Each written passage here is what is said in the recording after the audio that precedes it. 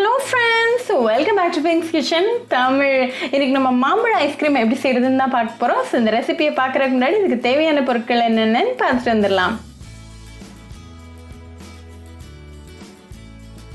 ஒரு கப் பால் ஒரு panல சூடு பண்ணிக்கோங்க. இதுல 1 டேபிள் ஸ்பூன் கோதுமை மாவு சேர்த்துக்கோங்க.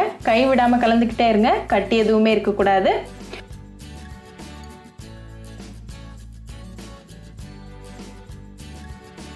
ஒரு 5 மினிட்ஸ்ல நல்ல பால் திக் ஆயிரும். சோ இந்த ஸ்டேஜ்ல ஃப்ளேம் ஆஃப் பண்ணிட்டு இத ஆற வச்சிரலாம்.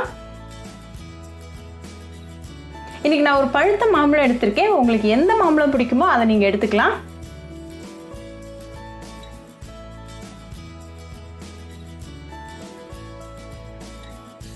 ஒரு சைட கட் பண்ணி எடுத்துறலாம். அதுல டயகனலா ஸ்லிட் போட்டுக்கோங்க.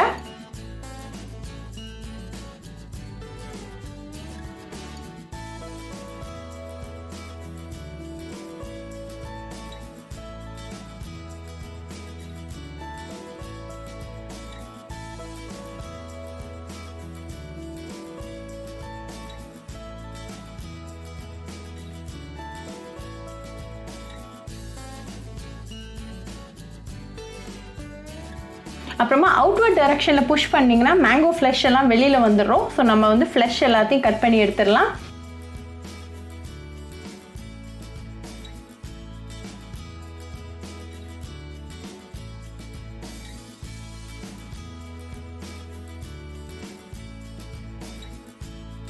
இதே மாதிரி ஃபுல் மாம்பழத்தையும் கட் பண்ணி ரெடியா எடுத்து வச்சுக்கலாம். இப்போ இந்த மாம்பழ பீசஸை நம்ம ஒரு மிக்ஸி ஜாருக்கு மாத்திரலாம்.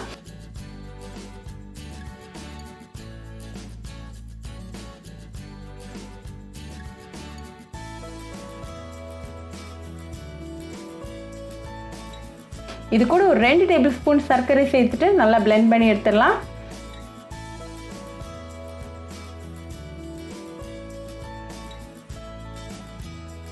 இப்போ இது கூட நம்ம ரெடி பண்ணி வச்சிருக்கிற பால் மிக்சரையும் சேர்த்துட்டு அகைன் நல்லா blend பண்ணிட்டு வந்துடலாம்.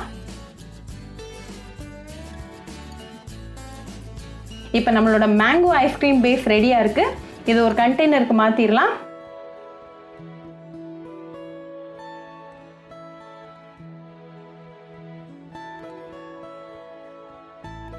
இதை ஒரு மூடி போட்டு வச்சுட்டு ஒரு 8 மணி நேரம் இல்லாட்டி ஓவர் நைட் வந்து ஃப்ரீஸ் பண்ணிடலாம்.